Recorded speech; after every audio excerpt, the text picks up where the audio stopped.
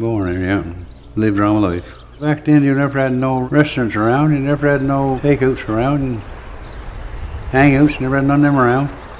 Everybody done their thing, anybody worked, and that was it, and do what you had to do. When you got ready, blow the lights and go home.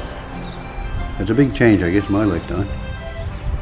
Just about everybody in the community have memories here, whether they danced here, or were married here, or someone in the family got married here, or it was a very important building in the community. Well, it was pretty close to being gone. A few times.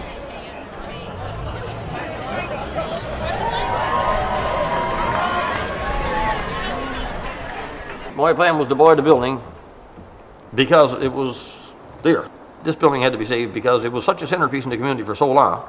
And I always thought that if this building was working like it should work, like it works now during the Writers' Festival, when there's 200 people in here and there's another 100 waiting for tickets, you know, well, that means the building is full, the accommodations are full, the restaurants are full, so the whole community works around this building. This was the Orangemen's Hall. This is where they used to have the Times, and this place would be pretty much hopping every Friday. Uncle Harry's Bar was the big band, and they would pretty much introduce music to the community. Everything happened there. 16, 17 years old when I joined the Orange Lodge, and I followed through with that too. The lodge finally closed the door, sent the warrant back. Like every community, they had their own lodges.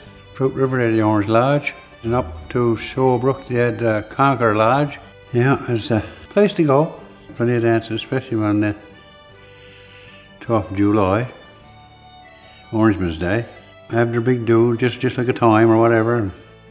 They're very tight-lipped of their ceremonies and that there. I mean, I didn't know too much about them, although my father was an Orangeman, my grandfather was an Orangeman, and I always heard, you know, the old guys kind of just wink and nudge about certain events or whatever, but you never knew what went on here as a lodge. And I guess the same thing is the Masons or whatever. It's a fair amount of secrecy to it.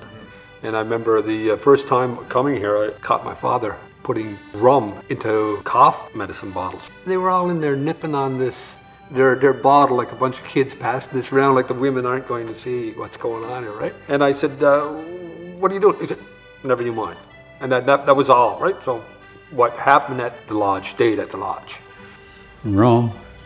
No, I never seen none of that around. I saw the building sitting there and getting, you know, worse and worse shape. And I don't know what put the bug in me here to buy it in the beginning. But I remember when I opened the door, you know, all the familiar smell, you know, that's what got me was the smell. I opened the door and it was like, you know, everything was just came back to me, all those good memories, you know, playing there for teenage dances for years. And I think that was the day that I decided if I could buy the building, I was going to buy it. Charlie. There was a period in Woody Point where we lost a lot of stuff. I mean, we lost the ferry, we lost the police. The social services more or less dwindled out to next thing to nothing. We had a long period of loss where the town was slowly dying, you know? Everything was closing and moving, and there was a time when people had the attitude that nothing good was going to happen to this place. It wasn't a great time in the late 80s, early 90s, not really.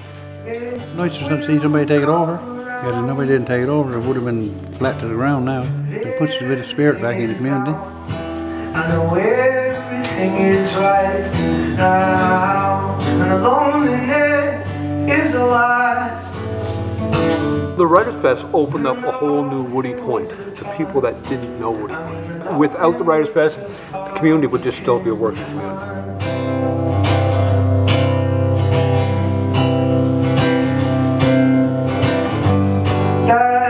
You know, there's people who've seen Woody Point and know about Woody Point and put it on a national stage who would never probably been to Woody Point if it wasn't for this building. The town's become alive again. You get to make